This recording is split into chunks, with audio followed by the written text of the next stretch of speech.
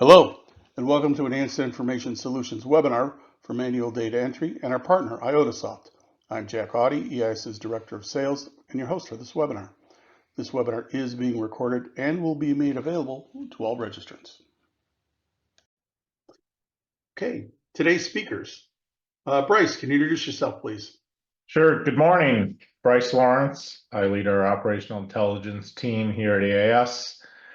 So our team focuses on executing services with partners like IOTA, and then also providing a lot of the input for products like the eDatasheet and eForms that are part of our ops tracker modules. Thank you. Okay, thanks. Chris, please introduce yourself.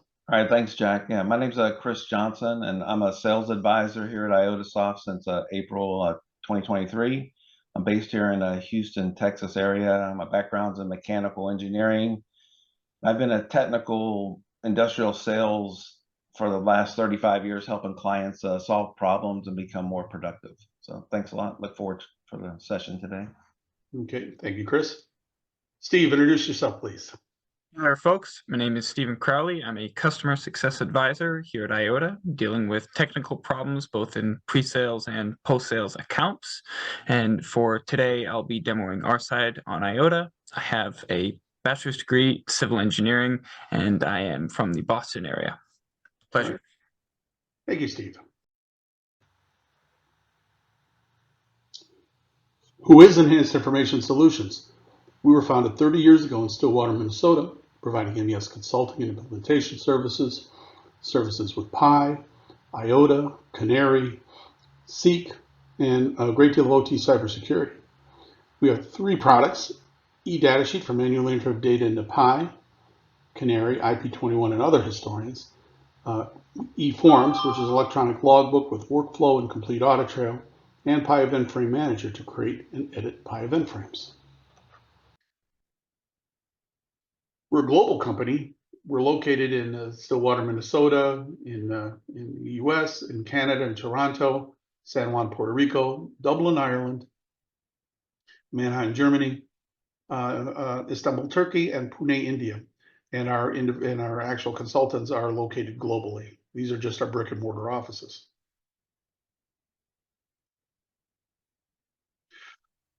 Bryce, can you talk about our functional architecture for eDatasheet? Sure. So as I mentioned earlier, eDatasheet is one of the modules for our Ops Tracker suite. So the way we set it up is the Ops Tracker application server can be one or multiple machines with a load balancer, and then all of the configuration data and also the data that gets entered in buffers into SQL Server. So it uses SQL Server on the back end, does not need to be its own dedicated SQL Server. And then all the communications are direct out through APIs. So in this case, we're going to demo the Pi Web API communication. So it can write directly into the Pi server, either tags or to AF attributes. And then all of the clients are simply done through a web browser. It's HTML5. There's nothing to download onto any of the clients. So that includes both the client for doing the data entry and also the client for doing the configuration is also done strictly through a web browser. Okay, great. Thanks. Bryce, could you demonstrate? I'm going to make you the host now. If you could please give us a little demonstration of eDatasheet. Sure. We'll go ahead and jump in.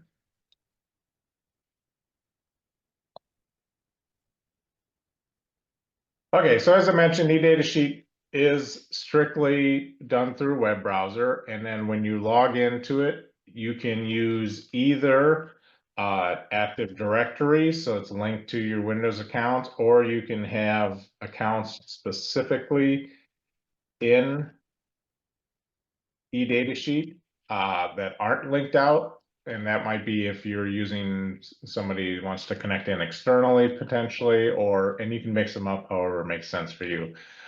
eDatasheet is designed to be an enterprise application, so you can set it up so you do have multiple plants off a single eDatasheet server. Of course, you can just, if your desire is only do one, that's just fine. And then the user security defines what plants they have accessible. So if a user only has a single plant assigned to them, they won't even see this screen. It'll simply skip over it because they've only got one plant, so it'll take them directly to it. So then once you choose the plant, the next thing you'll see is any of the modules which you have installed in the Ops Tracker suite. In this case, we're going to concentrate on eDatasheet. And as soon as I go into eDatasheet, the way we break this up is how we label it is equipment. So essentially there's equipment in forms. Now, equipment is a generic term, and you can actually change that if you prefer to say something else. So it could be an area, it could be a department, can be anything you want. It's not an enforced hierarchy like a S88 or S95. But then you notice in this case, I've got equipment listed underneath, and there's actually 6 different pieces of equipment, but we do use equipment classes. So the columns up here are class, reactors are class, these storage tanks are class, with the idea being that you can set up the equipment class, and then the equipment instances is where you actually point the tags out to the PI tags or AF attributes or potentially other systems, or you can decide just to leave the data only in SQL.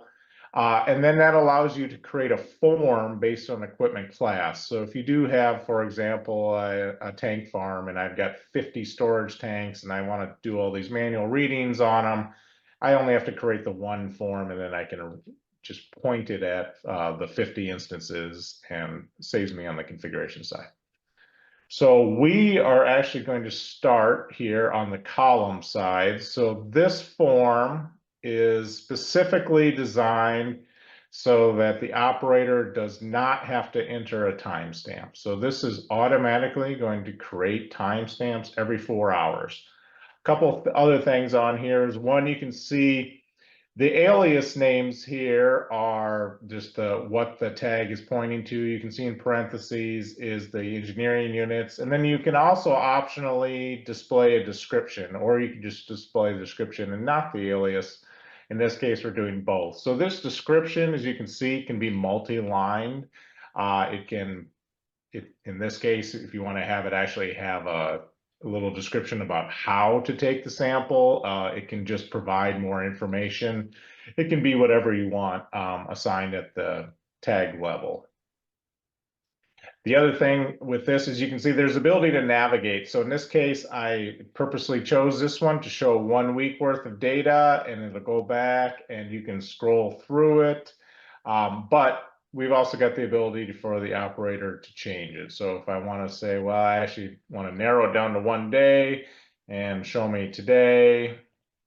So now I can back up, I can move forward, backwards through here. I can set the date, anything I want for moving this. Now, as I walk through these, I'm going to talk about a lot of different options.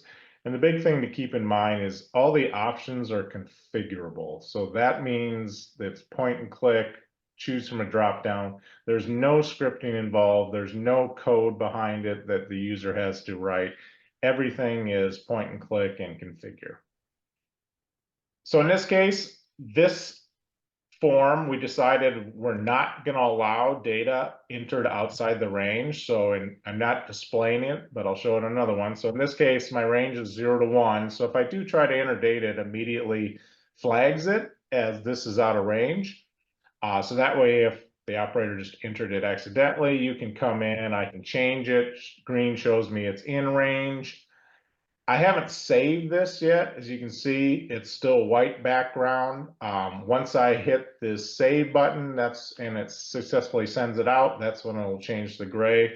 But in this case, if I do go ahead and say, well, actually, I'm going to try to enter it here, and I hit the save button, it's just going to tell me, no, you have to enter a value between 0 and 1. So again, that's a form level option that I chose here.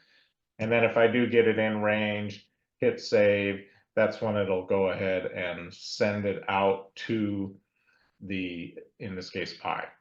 Now, the other thing with this is, as I mentioned, we do have equipment classes. So one of the advantages that gives you is if you do switch between equipment, it will keep the same form loaded up. So this way, especially if you're going through a whole big row of equipment and you want to enter data quickly, this way you can just select the equipment after you have the form. You don't have to go through and reselect all the forms. Versus if I do switch equipment here, now it's going to clear this out, right? Because in this case, I've got a couple of forms to choose and I've switched out what the equipment class is.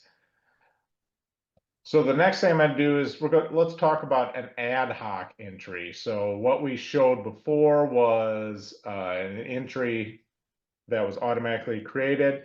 So in this case, I'm going to do an entry for manually charging into Reactor. So I don't know when this is going to happen. So I need the ability just to say, hey, add a timestamp. Now, you can enforce this timestamp to only allow a current time, or in this case, I'm going to allow you to change it. So I'm going to say, well, actually, this happened right at 7 o'clock this morning. And I will enter it here. Now, time obviously is stored as universal time and then displayed out to the user in your local time zone. So anything I put in here will display out to me in Eastern Standard Time.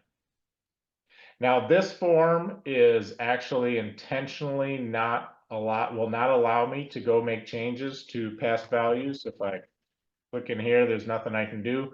We'll show you where you can make changes. And then you can also control how the changes are made. So in other words, I can say, well, let operators make changes to data they entered, but I'm only going to let them change data up to a day old. And then beyond that, I'm going to have an override group. So maybe it's a process engineering group, and they're allowed to go make changes to data that's older than a day. A lot of different possibilities, and the idea is just to give you that security to make it whether somebody can override or can't. As you can see with this one, this actually handles multiple data types. So there's obviously numbers here.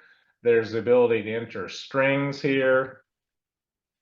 You can have it be a Boolean value. You can have date timestamp. It handles any of your basic data types that you would see in a data historian. And then again, once I save it out, it'll write it on out. And the other thing you can do with this is you can see I don't have to enter this all the time, all at one time. So I can come back and anything I do enter will be saved out with this timestamp. And if another person is entering data as well, you can hit the refresh button and that'll actually go grab what the latest data is. That way, if somebody else did enter something, you can see that.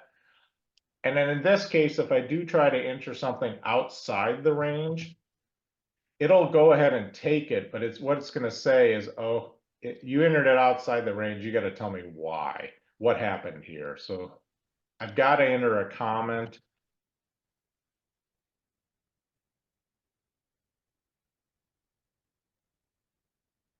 And it does have spell check. So once I enter the comment, now it says it'll save it and it goes ahead and shows it. And then you can see here there are comments that have already been entered. The comments do have a full revision history. So if I look in here, I can see who entered the comment, what the date was, what the value was when they entered the comment. Okay, so then there's also a complete audit trail of everything that gets entered here. So if you do change values, they're just enter them originally. It keeps track of who I am. So not only obviously does it have the timestamp and the value that it writes out to the historian, but it also keeps a timestamp and the person for every time the value is entered. So you can track actually when a value was entered as well. So one other form I'm going to show here gets into in this case, we're going to do it off of downtime tracking.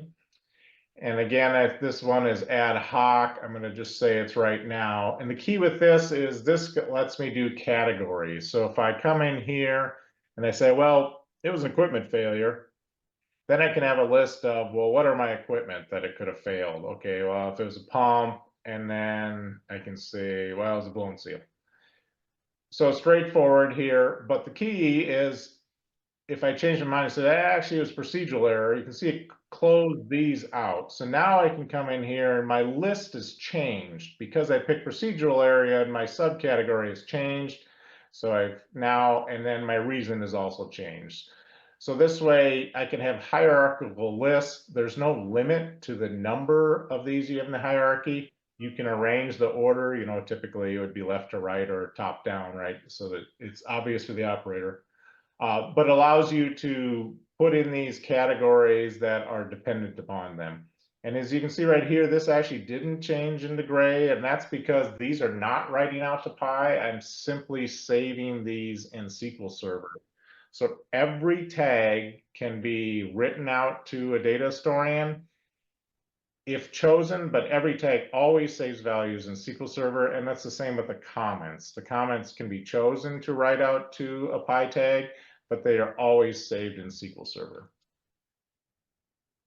Okay, so with that, I will throw it back to you, Jack. Okay, Chris. Okay, thanks, Jack. Yep, we can turn to the next slide. So who is IOTA? IOTA was founded in March of 2021, and it's been around for about 2 years now. And we have a group of people that have a tremendous amount of experience in the automation and process industries, dealing with time series, data, and advanced analytics. And with the purpose to develop and deliver an advanced industrial visualization analytics platform for primarily time series data. Kind of what we talk about the most is connecting to any data source, build exactly what you want, and be able to monitor from any location. So next slide, please. And one of the things that IOTA software does is it helps protect your investment in your existing infrastructure. So many customers have many different operational data infrastructures.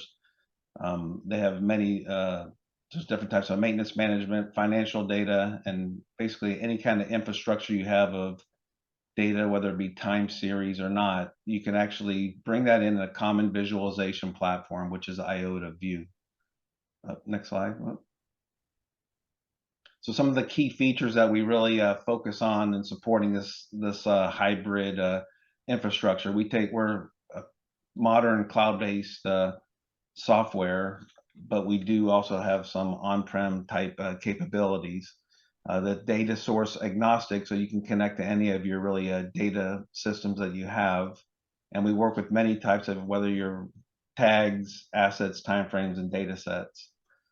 So there's a lot of unique features and totally configurable with IOTAVue.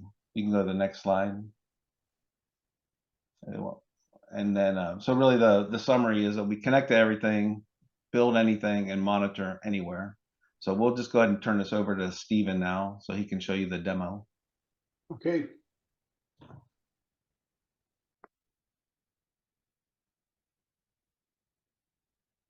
Turn these back on. Okay. So as Chris had mentioned, we are data visualization software. So what I'm going to do is very briefly show off what that means in the context of the software itself. And then I have two examples to show off before we show an integration piece between us and EIS. So as Chris had mentioned, we can take data sources both from on-premise or in the cloud, take both sources and put them all on the same view. So in this case, you don't have to just make one specific Pi view or one specific SQL view. You can merge all of your data sources into one place. It's especially amazing when each data sources can contain the same information as you see here. So in this case, we have both time series tags. We have the structure in the back end. Looking back at the poll, most all of you are familiar with Pi. So in this case, it's PiAF and the assets that come along with it. And then we also have the data sets and the timeframes. So in this case, we have time series. If we go on to a different asset, we can see that the tag has updated. And then we have some data sets as well of the individual user who put in that, as well as the work number and so forth. And as you can see, if I go back to asset 1, all of these will interact with one another. So we have both the timeframes, we have the data sets, as well as the tags itself. So those are the 4 different data sources, data sets that we have. And how do we visualize them? So most 99% of our customers use the, I would say, standard components. As you see here, we have line charts, XY plots, gauges, bars. And with this comes along a whole slew of customization that can be tailored to meet your specific use cases if the generic bar chart doesn't meet your needs. So as Chris had said, customization is through the roof. So we'd like to pride ourselves in the fact that if you have a use case, the software can meet those use cases, both in customization visually as well as custom scripting, which we fully support. And then if there's ever any components that have functionality that we don't currently have, again, you can use that custom scripting. You don't have to go through proprietary services. You can do it all in-house, or as we work continually in bettering our services and meeting the needs of our customers, engaging with them and building out the functionality that they need to be successful. So as you can see here, some more additive features for different types of bar charts, the radar chart as you see here, and then the bubble chart, all of these animated for visual pleasure. So moving ahead with some examples within the software, I think this is something that folks that are familiar with other visualizations may be accustomed to. So in this case, we have the drop-down on the left here controlling the assets that will then dictate what information is shown by and large in the view itself. So in this case, I have pump 1. I could just as easily do pump 2 and then change it, and you can see accordingly the line charts will change. So as you can see here, we have the line chart. So we have both flow rate, pressure, and temperature, all corresponding with the values you see on the left. Little foreshadowing there, you saw that these values can change. Not only do we have the ability to read the current time, but if you have more historical data, say for analytical purposes, you can go back in time. And as you can see here, the line charts will control the view, and in this case, dictate both the pressure, flow rate, and temperature. And you can see that line as shown on all 3 of the line charts. This one line controls all of them. So no matter what I do, whether I zoom in, zoom out, a whole slew of different controls, especially if you had different tags on the same line chart, it will correspond with all 3 of them. And then as well, just showing off quick, easy buttons for both day, week, and months if you want those visualized as well. So great example of the simplicity of asset swapping within what specific information you'd like to see, and then easy to use controls to go into specific time periods and look at data that may be spiked or triggering some event, as I showed earlier. And then my next example is something that may be a little out there for folks who are more familiar with other visualization software. So as I showed previously, many folks are used to that drag and drop down style of asset swapping, but that doesn't necessarily need to be the case. So in this case, both on a visual aspect and functionality, it might be something new for folks. So in this case, we have asset swapping through clicking specifically the button or the asset itself. In this case, we visualized it in such a way and connecting it to the data to say the tag for its generation, whether it be idle, generating, or fault. We would like to only show those corresponding pieces of information, those assets. And then once we click on it, we asset swap and we have the namesake of where it's from. We have some key metrics here in wind speed, power loss, how many turbines are in this site, daily production, as well as a geographic representation of where it is. So again, all of these things can be configured to meet your needs. In this case, it's a little more flashy. We know that some folks like it gray and dull, and some folks like it that screensaver-esque, very visual, very flashy. So whatever your use case is, we can meet those needs and then also add those functionality. So as you see there, just a quick navigation with an on-click, double clicks, and then we navigate to the next screen. You don't have to do it through menus or other take up other screen space. You can have it all built into the one view there. As you see here, we're showing off some other additional functionalities, both of the geographic location using GeoJSON information, latitude, longitude attached to each one of these assets. And in this case, we have 4 turbines, as you see here. And we see here that there's an alert on turbine number 2. So if we click on this, we can see that both the efficiency and the RPM is 0. And this corresponds with the information that we see in this 3D model of the data. So we know that the importance of data visualization can come from many different means. So in this case, we have both 2D components as well as 3D using our other module in IOTA XR, or extended reality. So in this case, in IOTA XR, we copied and pasted 4 of the turbines and then attached the corresponding data as you see on the screen here. So in this case, we see that turbine 4, 1, and 3 are all healthy as indicated by these icons, but turbine 2 has data that's not available, or in this case, it's 0. And as I said, we're all attached to the data. So in this case, I attached the animation of the turbine itself to the data. So it's very easy to understand not only, hey, there's this action telling us that it's red, it's highlighted red. We understand that that's an issue, but from another visual standpoint, the animation itself has stopped. So we're really trying to communicate that clarity and what that problem is. And then from here, you can both look at some analysis status of what's down or the fault history, as I mentioned earlier, with that capability of data sets, or in this case, just tags of what's the downtime, what's the asset, in this case, turbine 2, as we selected, and time, start time, whatever it is, your data that you're looking for. And then finally, some turbine details. So again, utilizing both 2D components as well as 3D, we understand the importance that not only do you need to understand what the problem is, but you need to understand the root cause of the problem and then go next steps in preventing it next time. So not only can you attach interactions and multi-states to the components themselves, but you can do it with the XR as well as camera work. So in this case, as you saw last time, we have those data sources attached to the models. You can then go in, zoom in on specific aspects, hide or change specific properties of the model. So in this case, both color and transparency. You can see that box popped up as we moved on to the next. So you can get a very in-depth understanding of what specifically the problem is. You can imagine there could be another multi-state saying, hey, it's the gearbox. And then we go look at the gearbox, see what the problem is, and then go from there, next steps. So from there, I'll stop my view. I'll give it back to Bryce, and we can talk about the view that we've made in tandem between our 2 companies here.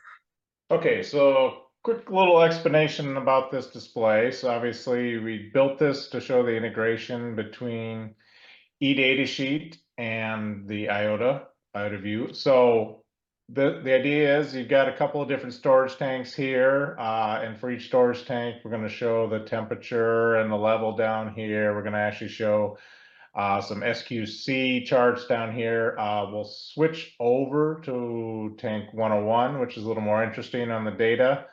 And the key you see here is as you switch, it switches both the data and actually pulls up the specific form from eDatasheet for the asset that I've chosen. Now this is strictly a URL, so all this is a container. It's an iframe container that's pointing to a URL. There's no real magic in it. You simply pass in the URL what the asset is. So in this case, that's the equipment. Zoom in just a little bit just so you can see.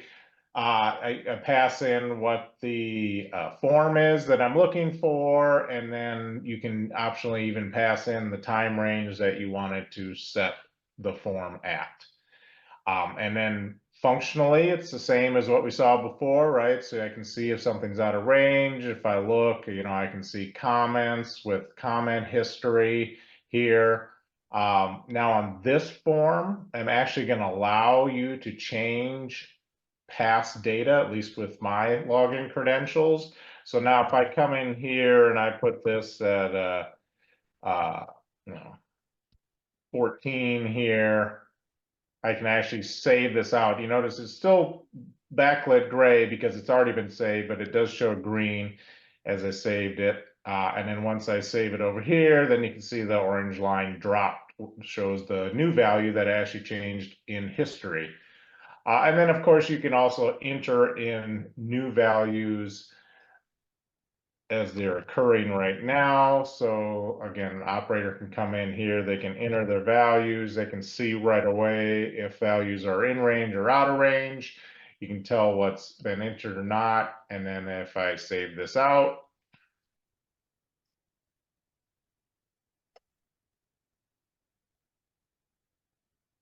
then the new values get written out to pi. And again, the idea of this is how do I get the visualization for an operator, but still have manual entry? And obviously you could resize this, do whatever you feel like from that standpoint.